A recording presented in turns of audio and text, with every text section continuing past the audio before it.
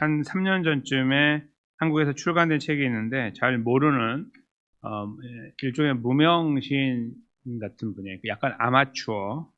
근데 이제 작가긴 작가신데 엄부자 씨라고 하는 분이 계세요. 근데 이분이 사랑과 미움의 세월이라는 이제 시집을 내셨어요. 이렇게 여기 앞에 나와 있는 것처럼 일종의 이제 그 어떤 한 문단이 이렇게 있는데 그 문단에 속해서 그 문단이 만드는 이제 책이에요. 이렇게 출판하는 출판사도 그래서 이제 그 문단에서 이렇게 만들어 출판도 하게 됐는데 이 시 꽤 많은 시가 실려 있는데 내용을 보면은 이렇게 큰 두 단락으로 묶어놨거든요. 여기 안에 두 단락인데 한 단락은 제목이 이렇게 달려 있어요. 죽을 만큼 사랑했다. 그 다음에 두 번째 단락은 사랑과 미움의 계절 이렇게 달려 있어요. 그리고 이제 그 안에 이제 그 주제에 맞춘 시들이 이렇게 들어가 있는 거죠. 쫙 이렇게 들어가 있는데 이 시 자체 시집의 내용이 제목이 죄송합니다. 사랑과 미움의 세월이라고 했잖아요. 저희가 이제 갖고 살아가는 삶의 감정이나 어떤 의지 이런 것들을 잘 보면은 사랑이 당연히 있죠. 뭔가 좋아하거나 이렇게 인간 관계가 아니라고 해도 뭔가 이렇게 좋아하게 되고 이렇게 좋은 그 감정을 갖게 되고 뭐 이런 거 관심과 이런 것들이 있고 그걸로 뭔가 이렇게 하게 되잖아요. 근데 그거 말고 내가 싫어하는 것도 생겨요. 그래서 사랑과 미움이 아니면 싫어함 또는 미움이 잘 보면은 굉장히 중요한 핵심적으로 인간이 갖고 있는 감정 같은 거예요. 감정 내지는 의지. 사랑은 이제 감정만 아니니까요. 미움도 마찬가지고. 그래서 이 제목이 참 마음이 와닿았어요. 사랑과 미움의 세월이라는 것이. 인생을 간단하게 쓴다면 저게 아닐까 생각도 해봤거든요.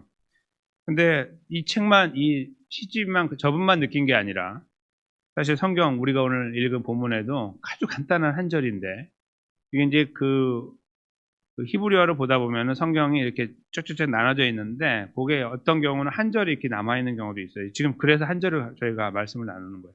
한 절 하고 싶은 게 아니고 한 절이 딱 이렇게 떨어져 있어요. 이렇게. 그래서 한 절만 다루는 건데요. 그 한 절 안에 두 가지가 다 들어있죠. 미움과 사랑이 또는 사랑과 미움이. 아마도 하나님께서 이 말씀하실 때도 이 시집의 제목처럼 인간이 가지고 있는 가장 기본적이면서 어쩌면 전체를 포괄하는 감정과 의지가 사랑과 미움으로 대변되는 것이다라고 말씀하고 싶으신 것이 아닌가 생각이 들어요.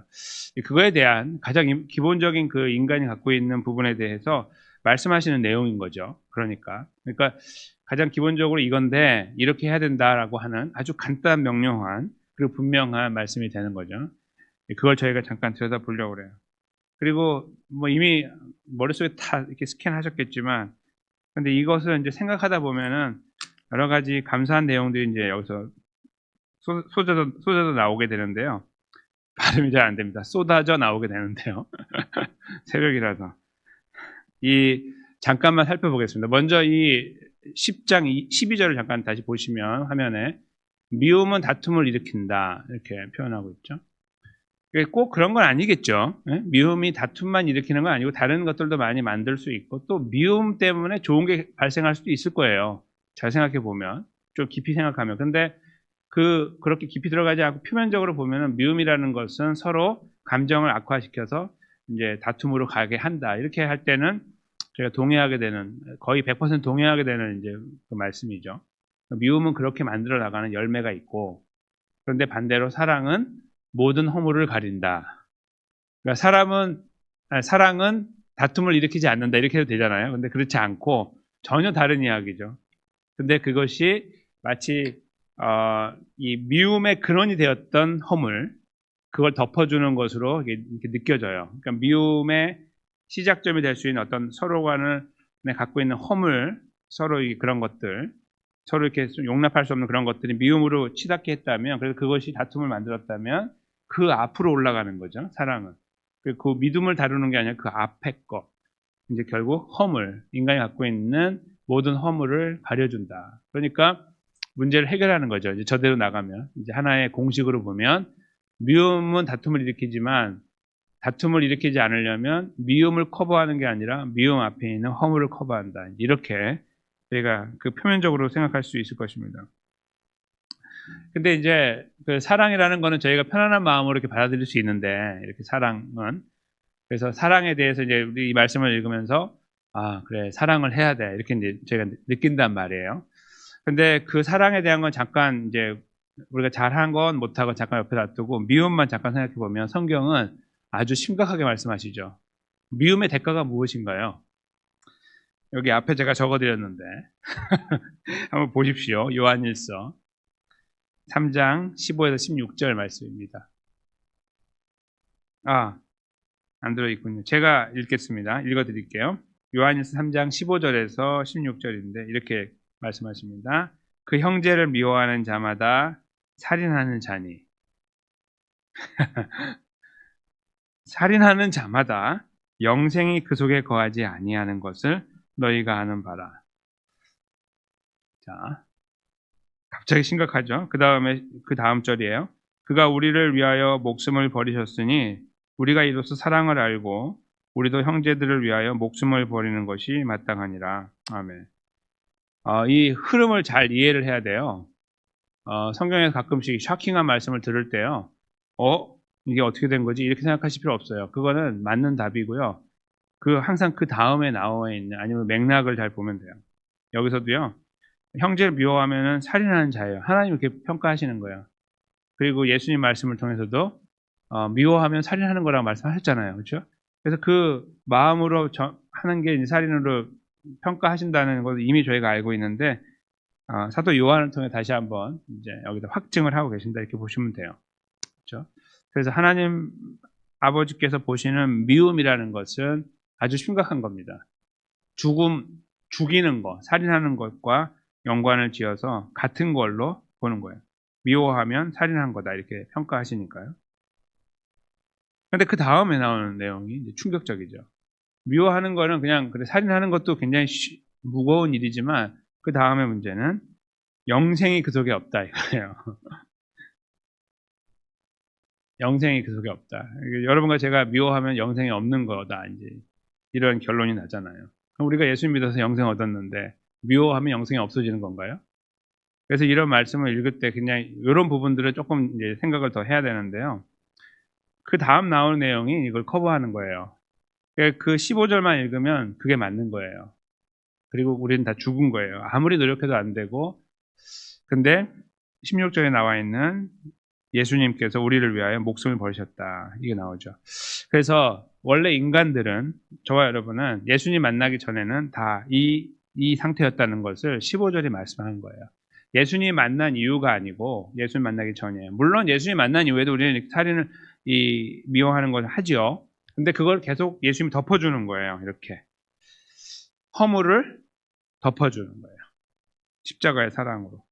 그래서 우리가 사는 겁니다. 그리고 영생이 우리 안에 계속 머물고 있는 거예요. 우리가 지탱하는 게 아니라 예수님께서 지탱해 주시는 거죠. 그걸 저희가 요한일서 3장 15절 16절에서 읽어야 돼요. 왔다 갔다 하는 구원이 이렇게 왔다 갔다 하는 그런 게 아니라 컨펌이 된 구원이 왜 컨펌 됐는지, 왜 우리 안에 확정이 되어 있는지를 이 말씀에서 다시 확인하는 거예요. 아무리 은혜를 입어도 우리는 형제를 미워하는 그 자리에 설 수밖에 없는 존재라서 그 상태로 보면 우리는 다 영생을 얻지 못한다는 것이 정답이에요. 당연하잖아요. 하나님 앞에 범죄니까. 그런데 그거를 예수님께서 커버하신다는 거예요. 덮어주는 거예요. 이렇게 그 허물을.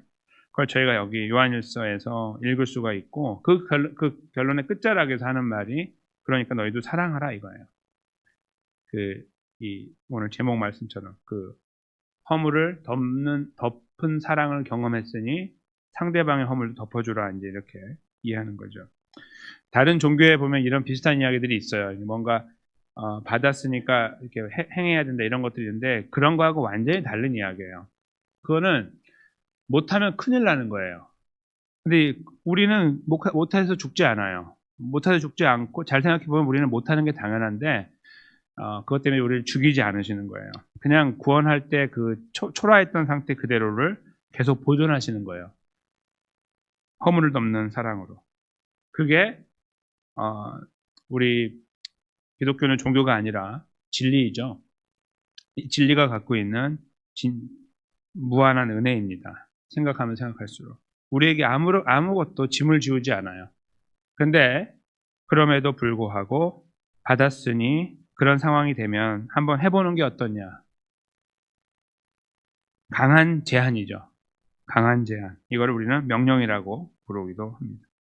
우리에게 말씀하고 계시는 거예요. 오늘 본문의 말씀에서 그래서 미움은 다툼을 일으켜도 사랑은 모든 허물을 가린다는 말씀에서 우리가 미움의 문제에 대한 것을 이렇게 가볍게 여기면 안 된다는 것을 확인하게 돼요.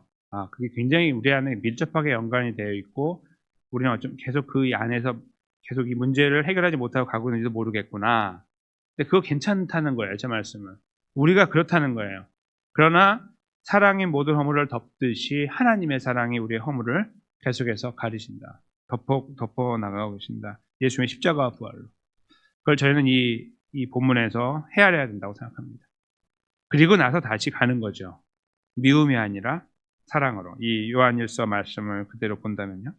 예수님께 돌아가시는 그 과정을 놓고서 특별히 이 에베소서 5장 2절이 잘 표현하고 있는데 앞에 화면에 올려드렸는데 보시면 예수님의 돌아가심을 이렇게 표현하죠. 그리스도께서 너희를 사랑하신 것 같이 너희도 사랑 가운데 행하라. 이제 오늘 같은 맥락의 말씀이죠. 오늘 본문도 그렇고 요한일서도 그렇고. 근데 그는 왜냐하면 예수님께서 우리를 위해 자신을 버리사 향기로운 제물과 희생 제물로 하나님께 드리셨기 때문이다. 이렇게 말씀하고 있죠. 같은 이야기죠. 근데 그걸 좀 더 구체적으로 쓰신 거예요. 구체적으로.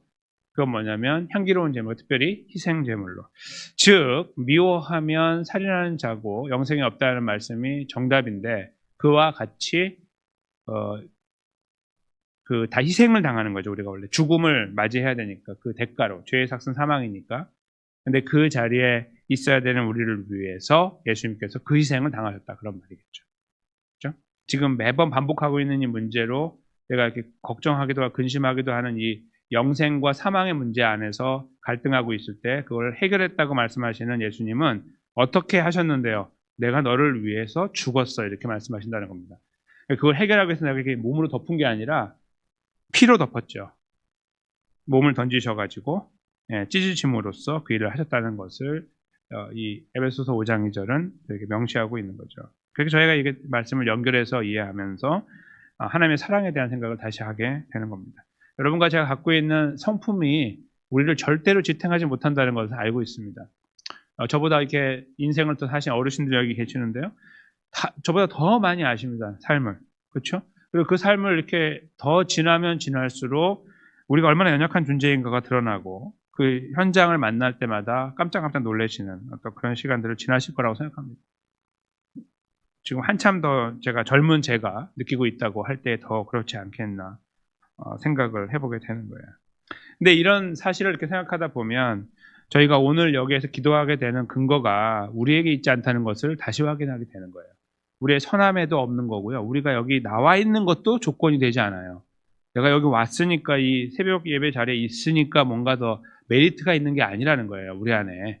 우리 그런 것들을 이야기할 만한 이 상황이 아니에요. 항상 하나님 앞에서는. 그렇죠? 근데 여기서 한 가지 예수님께서 이렇게 하셨다는 사실을 위해서 우리는 영생의 확신을 얻고 하나님 백성이라는 확신을 다시 한번 확인한 다음에 기도의 자리로 나갈 때 우리 안에 있는 강력한 근거가 있어요. 그렇죠? 여러분과 제가 그것을 알고 있고 그걸 가지고 기도하는 거예요. 바로 빌립보서 4장 6절에서 7절 말씀이에요. 저희가 잘 알고 있는.